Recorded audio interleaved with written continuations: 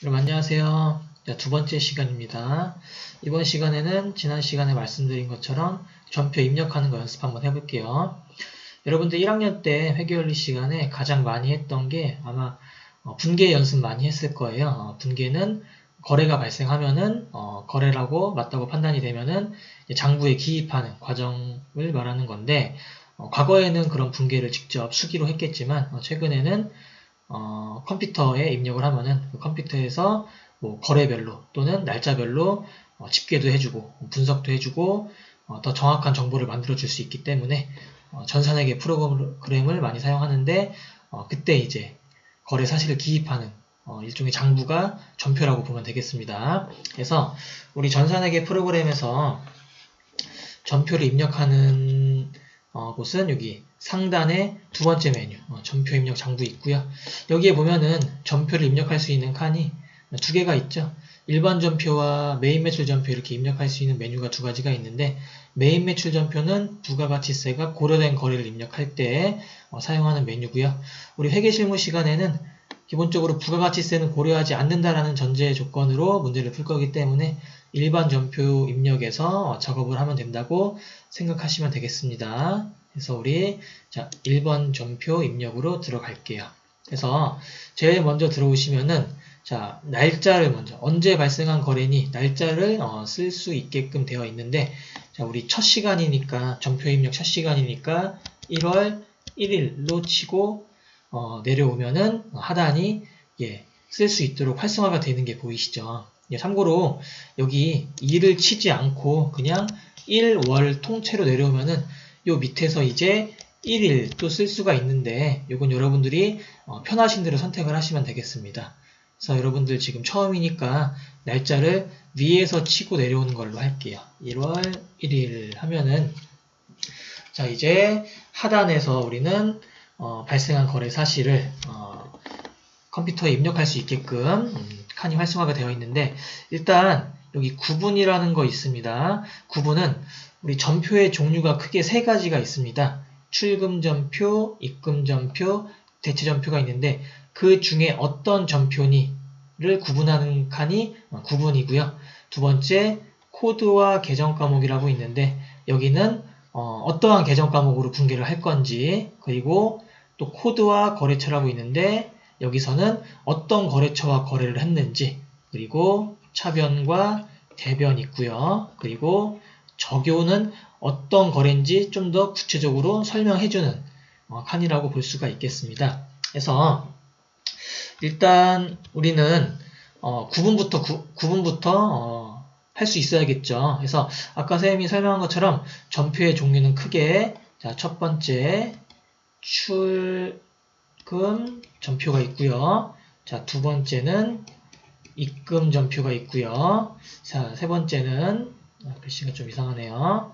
세 번째는 대체 전표가 있는데 이번 영상을 통해서는 우리가 출금 전표만 살펴보겠습니다.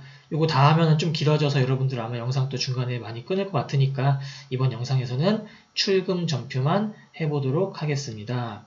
그래서 일단 출금 전표가 무엇이냐 우리 출금의 뜻 자체는 현금이 나가는 거라고 볼 수가 있겠죠. 그래서 현금이 나가는 거래를 입력할 때 우리는 출금 전표로 구분을 하고 나서 전표를 입력하는 거예요. 그럼 현금이 나가는 거래는 우리가 분계를 했을 때 현금이 나갔으니까 감소했겠죠. 현금 감소했으니까 차변에 써줘야 돼요? 대변에 써줘야 돼요? 대변에 현금을 써줘야겠죠. 즉 출금 전표는 현금이 대변에 기입되는 거래가 있을 때 선택을 하는 전표다라고 알고 계시면 되겠습니다. 이해 가시나요? 무슨 얘기인지? 자, 그래서 우리 이 전표 구분에서 출금인지 입금인지 선택을 할 때 숫자 1, 2, 3, 4를 쓸 건데 출금 전표는 1번을 선택을 해주시면 돼요. 1번을. 자, 그래서 우리 지금 출금 전표를 입력한다고 생각을 하고 자, 여기다가 1 한 다음에 엔터 치니까 바로 여기에 출금이라고 써져 있는 거 보이시죠? 자, 우리는 이제 출금 전표를 입력을 할 거고요. 자, 아까 전에 출금 전표 설명하면서 출금 전표는 어떤 거래를 출금 전표라고 했냐면은 대변에 현금이 오는 거래라고 했죠. 그래서 내가 출금 전표를 선택하는 순간 대변은 무조건 뭐로 고정되는 거예요? 현금으로 고정이 되는 거예요. 그래서 대변을 입력할 필요가 없죠. 왜? 출금이라는 것 자체가 대변에 현금을 쓰겠다는 얘기니까. 그래서 출금 전표를 쓸 때는 어느 변만 써주면 된다. 여기에다가 차변 계정 과목만 써주면 되는 겁니다.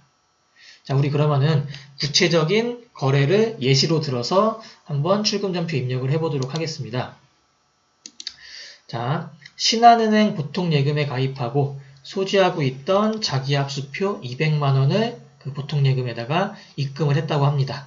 자, 우리 분계부터 해볼 건데 일단 지금 시간은 전표 입력을 연습하는 시간이지 분계를 연습하는 시간이 아니니까 선생님은 여러분들이 기본적인 분계는 할 수 있다라고 생각을 하고 분계와 관련된 내용은 나중에 선생님이 시간이 되는 대로 또 영상을 올리도록 하겠습니다. 일단 분계 먼저 한번 해보도록 할게요.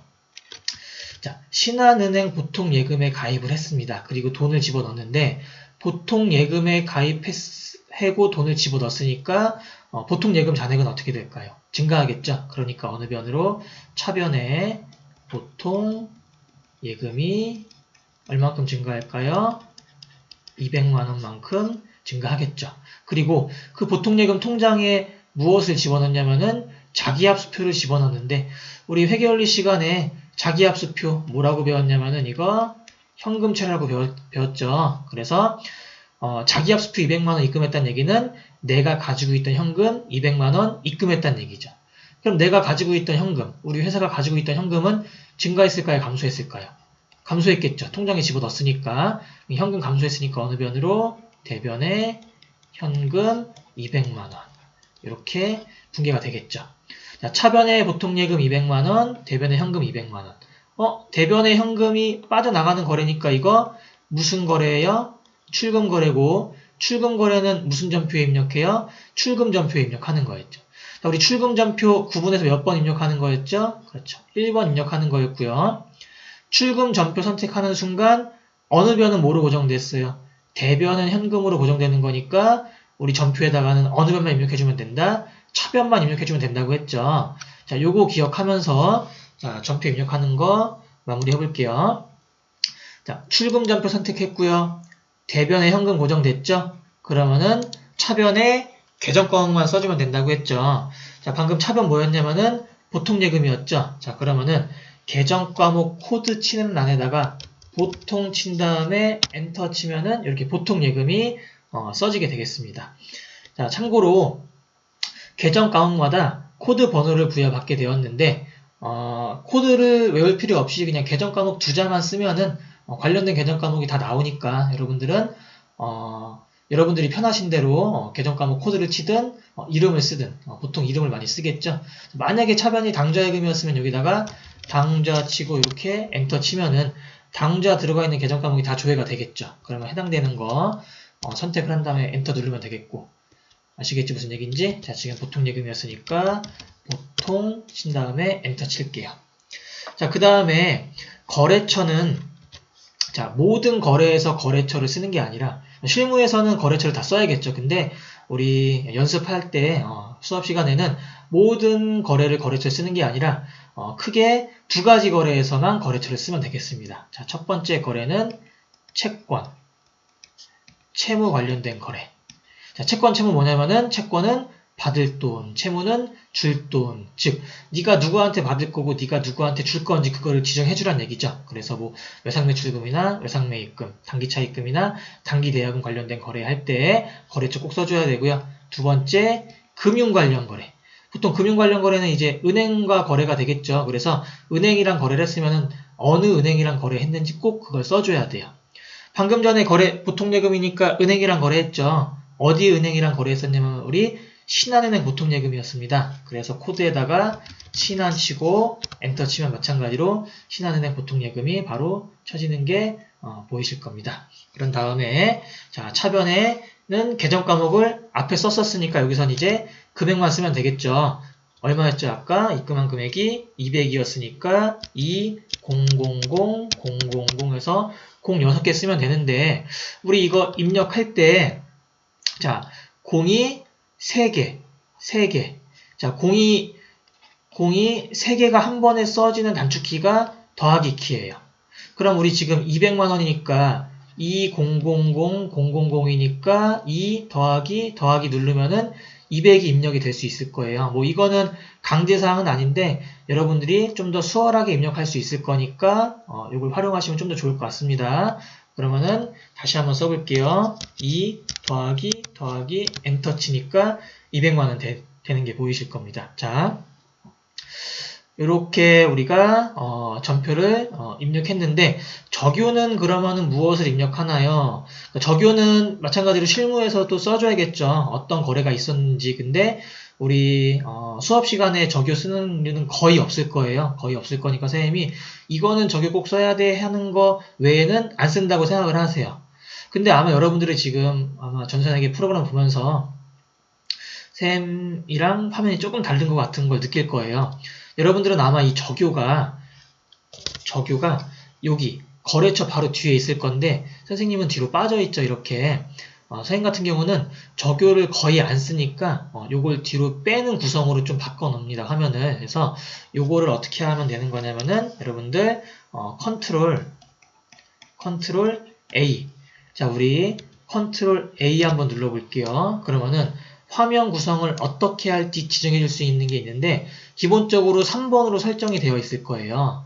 적요가 지금 가운데 들어와 있죠. 근데 쌤은 이거 적요 가운데 있으면 좀 걸리적거려 가지고 보통 뒤로 빼니까 자, 컨트롤 A 누르고 4번 선택해 주면 이렇게 뒤로 빠집니다. 이것도 마찬가지로 여러분들 선택이에요. 강제사항이 아니라 여러분들이 편하신 대로 하면 되니까 자, 컨트롤 A 누르고 조정을 해주면 되는 겁니다. 자, 이번 시간에 출금전표 입력하는 거 연습했었는데 자, 출금전표 무엇인지 정리 한 번만 하고 영상 마치도록 하겠습니다. 출금전표는 현금이 나가는 거래. 현금이 나가는 거래니까 현금이 무조건 어느 변에 있는 거래? 대변에 있는 거래. 그래서 나는 어느 변만 분개해주면 된다? 차변만 분개해주면 된다. 그리고 거래처는 어떤 거래에서 거래처 입력해줘야 된다? 채권, 채무, 금융 관련 거래에서는 거래처 입력해줘야 된다. 그리고 금액 입력할 때 공 3개 한 번에 입력하는 거는 더하기 키 하면 된다. 자, 여기까지 복습 잘하고 다음 영상을 통해서 우리 입금전표 한번 공부해 보도록 하겠습니다. 감사합니다.